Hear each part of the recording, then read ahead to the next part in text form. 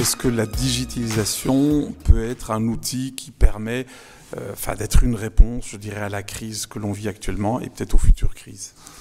Alors, la digitalisation, tout d'abord, il faut savoir de quoi on parle. C'est un terme qui est très galvaudé et quand on parle de digitalisation, on pense à la pointe de l'iceberg. La pointe de l'iceberg, c'est quoi? C'est le télétravail, c'est avoir un webshop. La digitalisation, quand elle est bien pensée, bien faite, elle ne s'arrête certainement pas à ça. La digitalisation, c'est amener de l'efficacité et surtout de l'efficience dans son organisation.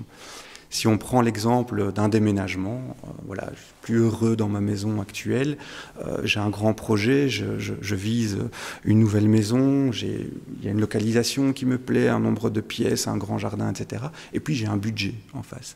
La digitalisation, c'est la même chose. Le projet de digitalisation, eh bien, il doit vraiment cibler certains départements de l'entreprise. Il doit se planifier et il rentre dans un système budgétaire. Quand on déménage dans une nouvelle maison, eh bien, on vide l'ancienne, on jette probablement la moitié de ce qui nous est plus utile.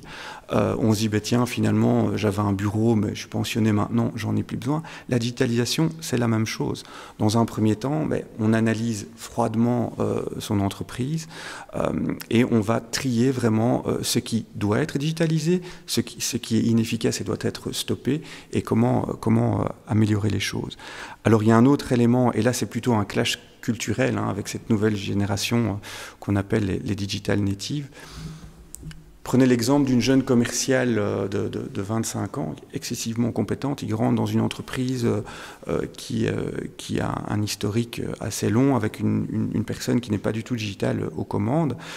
On va avoir un clash culturel entre le patron qui attend qu'elle encode dans son CRM de manière manuelle, de manière assez importante, qui va attendre un reporting très contrôlé, très fréquent, etc., alors qu'elle elle veut servir ses clients par WhatsApp, par Facebook, par Messenger, par téléphone, etc. Elle a besoin de beaucoup plus de flexibilité. Et donc, quand on parle de digitalisation, il va surtout aussi falloir l'accompagner en termes d'adhésion du personnel et d'adhésion du management. Il faut vraiment que tout cela communique. Les digital natives, si aujourd'hui ils commencent à représenter une certaine part des employés, demain ce seront les patrons et après-demain ce seront les décideurs.